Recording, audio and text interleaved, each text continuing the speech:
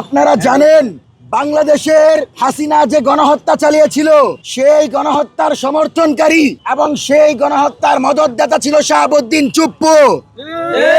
দেশনেত্রী বেগম খালেদা জিয়ার চরিত্র হনন করে জিয়া অরফানেজ ট্রাস্ট দুর্নীতি মামলা সাজিয়েছিল এই চুপ্পু।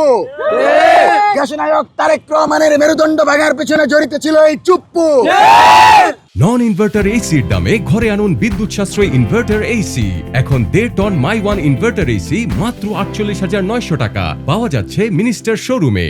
সুতরাং শাহাবুদ্দিন চুপ্পুকে গতকাল থেকে আন্দোলন করে ছাত্র জনতা টেনে বঙ্গভবন থেকে বের করে দিয়েছে।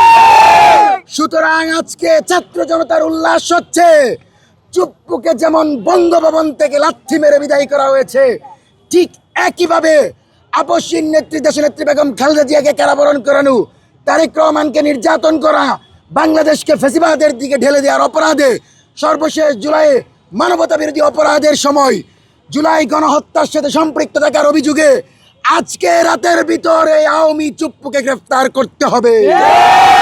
ইতিমধ্যেই দেখতে পাচ্ছেন জামাত এনসিপি সংবাদ সম্মেলন দিয়ে দিয়েছে। আমি কালকে রাতে বলেছিলাম তারেক রহমান যদি এই চুপ্পুকে গ্রেফতার না করেন বড় ধরনের আন্দোলনের মুখোমুখি হতে হবে এবং এর সুযোগ কিন্তু আওয়ামী লীগ নিতে ভুল করবে না। সুতরাং আপনি যদি চুপ্পুকে ছেড়ে দেন বাংলাদেশের জনগণ এই সরকারকে ছাড়বে না। সুতরাং যে কোনো মূল্যে আজকে রাতের ভিতর মজু গুন্ডার সৈনিক, হাসিনার সৈনিক এই চুপ্পুকে গ্রেফতার করে বিচারের মুখোমুখি করার দাবি জানাচ্ছি।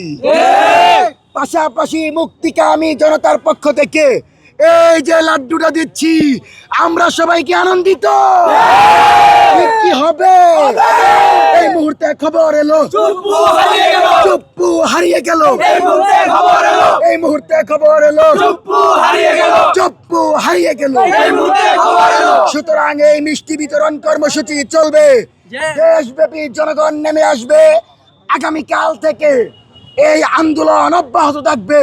বাংলাদেশের প্রতিটি গুরুত্বপূর্ণ জায়গায় জামাত, বিএনপি, এনসিপি, গণ অধিকার পরিষদের প্রত্যেকটা নেতা কর্মীকে নেমে এসে চুপ্পুর বিচার নিশ্চিতের দাবি জানাচ্ছে।